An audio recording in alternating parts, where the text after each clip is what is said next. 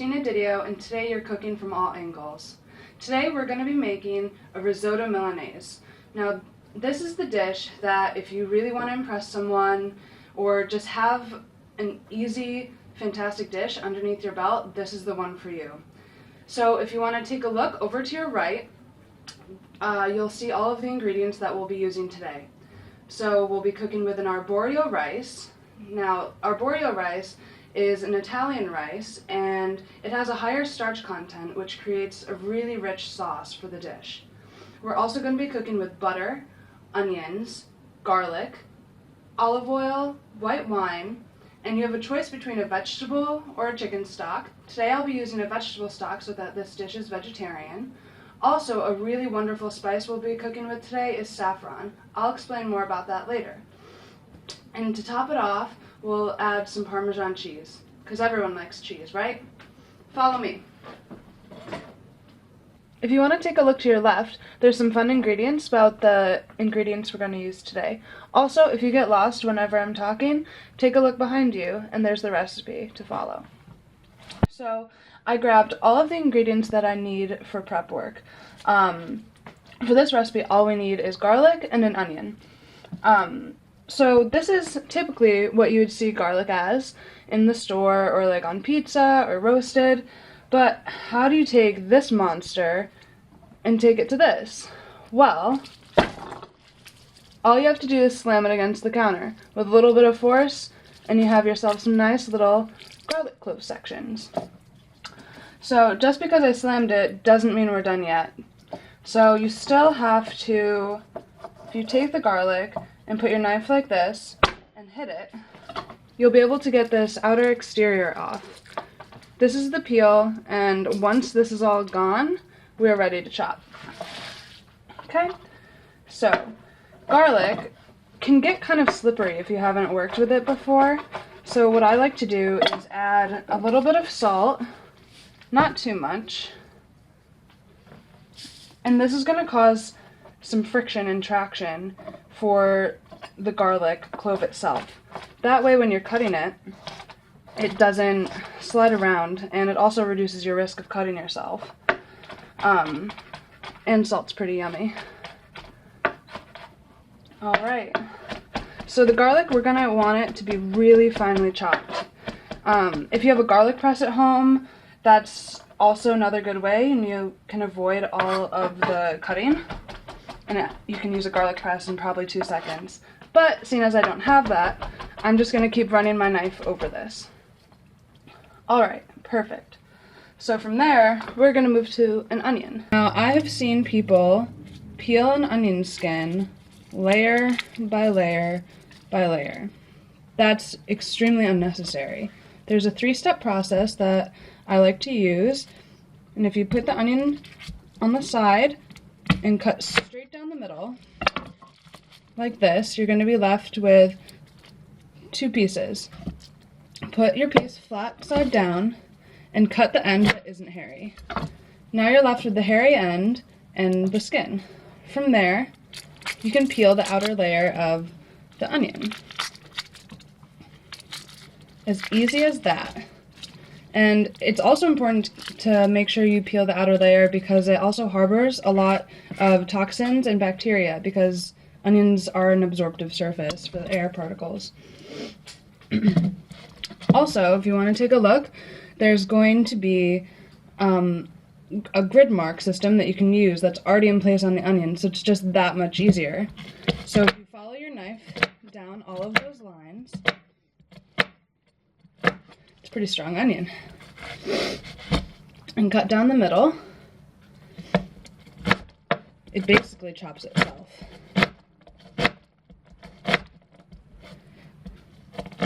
I have the soup stock on, and now we're ready to actually make the risotto. Alright, so I already have the vegetable broth boiling. It's really important to add it to the rice while it's warm. That way it doesn't take away from any of the heat and cooking process that you've already done. Alright, so now I'm going to add a couple tablespoons of olive oil to the pan. Right, and we're just going to let it heat up. Perfect. From there, we're gonna add the onion.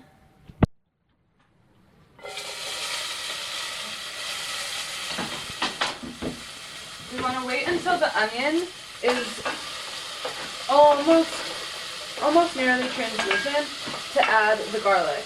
This is going to help prevent from the garlic burning at all.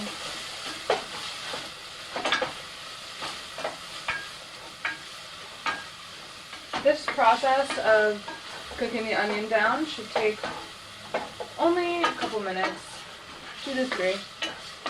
So I added the onion, and now that it's looking just about ready.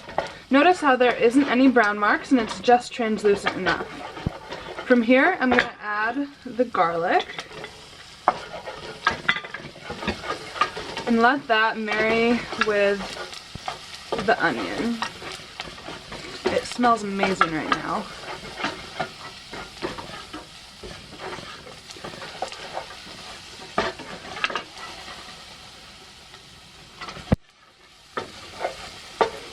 Once the onion and the garlic marry, we're going to add the arborio rice.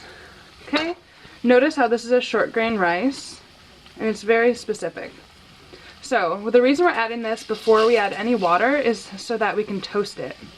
Rice, and we're just trying to toast it a little bit, and you're going to know it's toasted by the way the grain looks. So it's going to be a little bit translucent on the outside of the outer shell of the rice. Then you're also going to listen for a popping noise. It'll kind of sound like Rice Krispies when you put milk on them.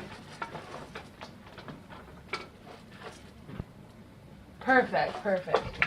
Okay, so from here, I'm going to add about a 1/4 cup of white wine.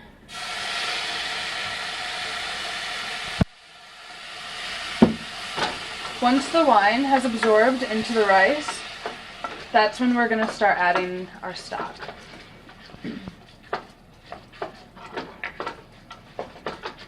So risotto can be a tricky dish because a lot of people just leave it to sit like normal rice would sit on the stove. The trick with risotto is stirring it constantly. And this creates a really thick, rich, creamy risotto.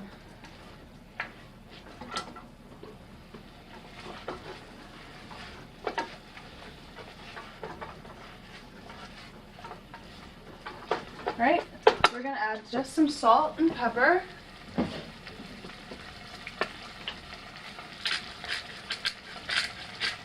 Just to season it a little bit. And not too much salt, because we're going to be adding cheese at the end. And that's going to give us a lot of the salt content. Alright. So this is just about ready.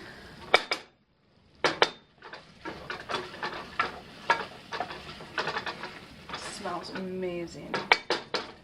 Alright, so 1 ladleful at a time, we will make our way down the risotto path to success. Okay, so what else do you do now, Tina?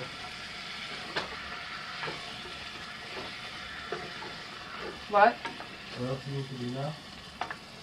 I don't know. Just stir for how long? So you're going to do the same thing as you did with the wine with the broth. You'll stir the risotto until each ladle is absorbed into the rice fully. You'll do this for about 20 minutes. Right? And that's going to be about 3 cups of broth you'll need, but it could be more or less depending on how fast it cooks.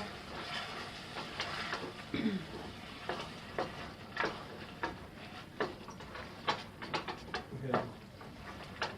So, do you just want to, like, cut it? Alright, now that I have a couple ladles full of the stock in here, this is becoming a really creamy, delicious looking rice dish. Now, I think it's going to be time to add the saffron. Okay. So before you add the saffron, make sure you soak it in water. This way it'll infuse and be a lot more aromatic.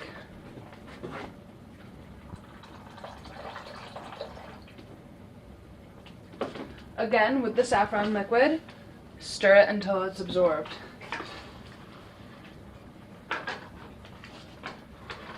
So, another trick with risotto is parting the sieve. No, this is not a Bible verse. This is a risotto hymn. You have to draw your spoon away, and it should just beautifully fill back in with liquid and rice. Alright, so just adding the last little ladleful. Look at it just fold right back in together. Beautiful. Okay, now from here is when we add the butter. Don't be scared of the butter. It's risotto. And calories are good for you, right? So if you watch this, watch me turn this butter in. Look at how it just, oh, it makes this creamy, glossy layer and surface that this rice now has. And it's just this rich, beautiful dish. You're really going to impress a lot of people with this.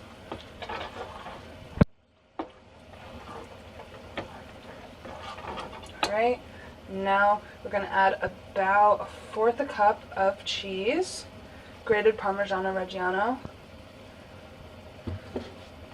and fold that in as well with the butter.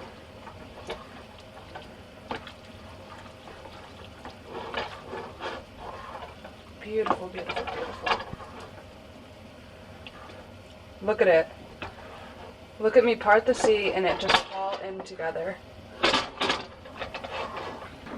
This is ready to serve.